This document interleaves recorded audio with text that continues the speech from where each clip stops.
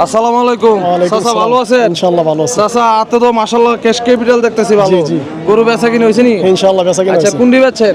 এই জোড়াটা বেচছি। এই জোড়াটা বেচছেন মাশাআল্লাহ। জোড়াটা কেমন আছে? জোড়াটা ধরেন 14 মন হইব, 14 14.5 মন আর কি। 14 14.5 মন মাশাআল্লাহ। তো কতটা মন পড়ছে?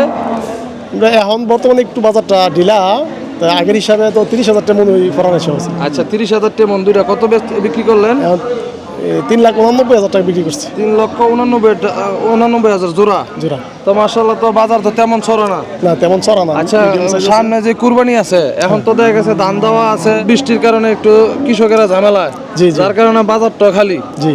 আর এবার বাজারটা কেমন যাওয়ার সম্ভাবনা আছে?